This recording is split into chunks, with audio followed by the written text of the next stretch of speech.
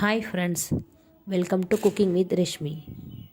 இன்றைக்கி நம்ம ரொம்பவே கிறிஸ்பியான வத்த ரெசிபி எப்படி செய்கிறதுன்னு தான் பார்க்க போகிறோம். பாருங்கள் எந்த அளவுக்கு கிறிஸ்பியாக இருக்குன்னு. இந்த வத்தை காய்கிறதுக்கு வெயில் தேவையில்லை, கை வலிக்க கூழ் காய்ச்ச தேவையில்லை, பச்சரிசியை கிரைண்டரில் அரைக்க தேவையில்லை. இப்போ இந்த வத்தை ரெசிபி எப்படி செய்கிறதுன்றதை பார்த்துடலாம். வாங்க ஃப்ரெண்ட்ஸ், வீடியோக்கு போகலாம். நான் இந்த கப்பால் 1 கப் பச்சரிசி எடுத்திருக்கேங்க. பாருங்கள், இந்த கப்பால் தான் 1 கப் பச்சரிசி எடுத்திருக்கேன். இந்த பச்சரிசி பார்த்திங்கன்னா ஆல்ரெடி கழுவி வெயிலில் காய வச்ச பச்சரிசி. அதனால் லைட்டாக ஒரு தண்ணி ஊற்றி மட்டும் நான் கழுவிக்கிறேன். இது ரேஷன் பச்சரிசி தாங்க. நீங்கள் ரேஷன் பச்சரிசியை 3 தடவை தண்ணி ஊற்றி நல்லா கழுவிட்டு அதுக்கப்புறம் 4ஆவது தண்ணியில் ஊற வச்சுக்கோங்க. இது ஆல்ரெடி கழுவுறதுனால நான் ஒரு தண்ணி மட்டும் ஊற்றி கழுவிக்கிறேன். இப்போ இந்த தண்ணியை வடிச்சிடலாம். வடிச்சிட்டு ஒரு ஃப்ரெஷ் வாட்டர் போட்டு இதை ஒரு 3 மணி நேரம் ஊற வைக்க போகிறேங்க. இதை மூடி போட்டு அப்படியே வச்சிடலாம். இப்போ 3 மணி நேரம் ஆயிடுச்சு. இதை ஓப்பன் பண்ணி பார்க்கலாம். பாருங்கள், அரிசி நல்லா ஊறிடுச்சு. அரிசி நல்லா மூழ்கி ஊறுற அளவுக்கு நான் தண்ணி விட்டுருக்கேன். இதை இப்போ நம்ம மிக்ஸி ஜாருக்கு மாற்றிடலாம். அந்த தண்ணியோடவே சேர்த்துக்கிறேன். இந்த அரிசியை நல்லா நம்ம ஃபைனாக அரைச்சிக்கலாம். நீங்கள் தண்ணியை மட்டும் கொஞ்சம் பார்த்து சேர்த்துக்கோங்க. இதை நான் இப்போ அரைச்சி எடுத்து வந்து காட்டுறேன். இப்போ இதை அரைச்சி எடுத்துகிட்டு வந்தாச்சு. இதை நம்ம ஒரு ஃபில்ட்ரு வச்சு வடிகட்டிக்கலாம். இதை நீங்கள் எந்த அளவுக்கு நைஸாக அரைக்க முடியுமோ அந்தளவுக்கு நைஸாக அரைச்சிக்கோங்க. அடியில் கொஞ்சோண்டு திப்பி இருக்குது, அதை நம்ம வடிகட்டி எடுத்துடலாம். இப்போ இது எல்லாத்தையும் நம்ம ஃபில்ட்ரு பண்ணிடலாம். பாருங்கள், நல்லா ஃபில்ட்ரு பண்ணிட்டேன். இப்போ நம்ம இந்த வடிகட்டி எடுத்துடலாம்.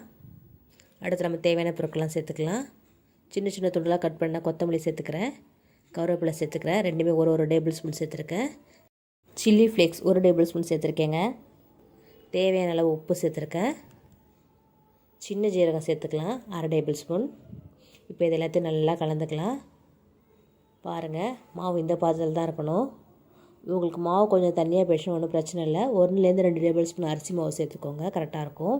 மாவு ரொம்ப தண்ணியாகவும் இல்லாமல் ரொம்ப கெட்டியாகவும் இல்லாமலும் இருக்கணும். பாருங்கள், இதான் மாவோட கரெக்டான கன்சிஸ்டன்சி. நீங்கள் கரண்டியோட பின்பக்கத்தில் இப்படி தொட்டிங்கன்னா கோடு விழணும். அப்போ தான் மாவு நல்லா கரெக்டான கன்சிஸ்டன்சியில் இருக்குன்னு அர்த்தம். அடுத்து நான் ஒரு சில்வர் பாத்திரம் எடுத்துக்கிறேங்க. சாதம் வடிக்கிற பாத்திரம் தாங்க எடுத்திருக்கேன். இதில் நம்ம இப்போ 3/4 வாசி தண்ணி நிரப்பிக்கலாம். இதில் நான் இப்போ 3/4 வாசி தண்ணி நிரப்பிட்டேன். அடுப்பை ஆன் பண்ணி இதை கொதிக்க விட்டுருவோம். இந்த தண்ணி இப்போ நல்லா கொதிக்கட்டும். இதுக்கு மேலே ஒரு காட்டன் துணியால் மூடிக்கிறேங்க. இந்த துணியை சுற்றி நல்லா கட்டிக்கிறேன். இந்த முடிச்சு நல்லா டைட்டாகவும் இருக்கணும், இந்த துணியும் சுருக்கம் இல்லாமல் இருக்கணும். அதேமாதிரி பார்த்துக்கோங்க.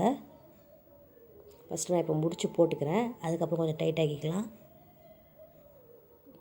இப்போ உள்ள இருக்க சுருக்கத்தை ஓரங்களை இழுத்து விட்டிங்கன்னா உங்களுக்கு டைட் ஆகிடும். இப்போ நம்மளுக்கு ரெடி ஆகிடுச்சு. இப்போ பாருங்கள், நல்லா ஆவி வர ஆரம்பிக்குது. இந்த ஸ்டேஜில் நம்ம கலந்து வச்சுருக்க மாவை 1 ஸ்பூன் மட்டும் எடுத்து ஊற்றிக்கலாம். ஒவ்வொரு தடவை ஊற்றுறதுக்கு முன்னாடி நல்லா மாவை கலந்துக்கோங்க, இல்லைன்னா கருவேப்பிலலாம் அடியில் தங்கிடும்.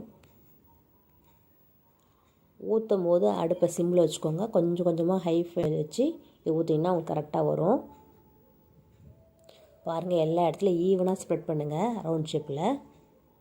இதை நான் இப்போ ஈவனாக ஸ்ப்ரெட் பண்ணிட்டேன். இதை மூடி போட்டு மூடிடுவோம்.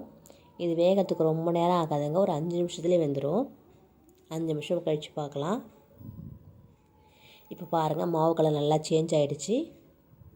அடுப்பை சிம் பண்ணிவிட்டு ஓரங்களை எடுத்து விடுங்க. ஒரு ஸ்பூனோட பின்பகுதியில் நான் ஓரங்களை எடுத்து விடுறேன். இப்போ நம்ம இதை தோசை திருப்பியில் எடுத்துருவோம். பாருங்கள் எவ்வளோ சூப்பராக வருதுன்னு. இதை பொரிக்கும் போது ஒரு பெரிய அப்பள சைஸ் கிடைக்கும். இதேமாதிரி அடுத்ததும் ஊற்றிக்கலாம். ஊற்றும் போது அடுப்பில் சிம் வச்சுக்கோங்க, அதுக்கப்புறம் மீடியம் ஃப்ளேமில் வைங்க. இப்போ இதை மூடி போட்டுடலாம். 5 நிமிஷம் வெயிட் பண்ணுவோம். இப்போ பாருங்கள், இதுவும் நல்லா குக் ஆகிடுச்சு. ஓரங்களை எடுத்து விடுறேன்.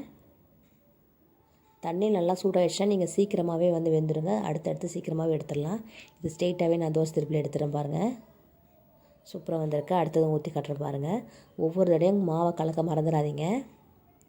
ஈவனாக ஸ்ப்ரெட் பண்ணி விடுங்க, இல்லைன்னா நடுவில் மட்டும் அதிகமாகிடும். இதை மூடி போட்டுடலாம். பாருங்கள், அடுத்தது எடுத்து காட்டுறேன். கொஞ்சம் கூட துணியில் ஒட்டல பாருங்கள். எடுத்ததை வந்து இந்த காட்டன் துணியில் வந்து காய வச்சுருக்கேங்க. இந்த 1 கப் மாவில் எனக்கு 10 வத்தல் கிடச்சிச்சு. இதை நிழலே நம்ம உலர்த்திக்கலாம். நிழலில் உலர்த்தினா 3 நாள் ஆகும். வெயிலில் கூட உலர்த்தலாம். வெயிலில் உலர்த்திங்கன்னா உங்களுக்கு 2 நாளே வந்து காஞ்சிரும்.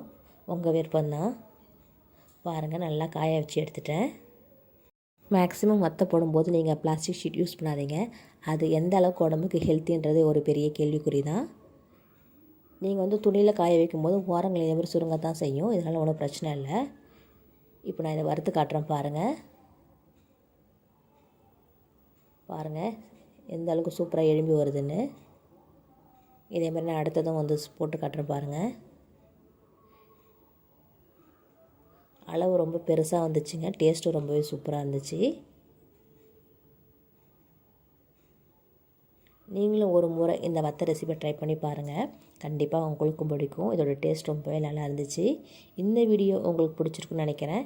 இந்த வீடியோ உங்களுக்கு பிடிச்சிருந்துச்சுன்னா லைக் பண்ணுங்கள், ஷேர் பண்ணுங்கள், கமெண்ட் பண்ணுங்கள் அண்ட் சப்ஸ்கிரைப் பண்ணுங்கள். மறக்காமல் பெல் ஐக்கானை கிளிக் பண்ணுங்கள். நன்றி, வணக்கம்.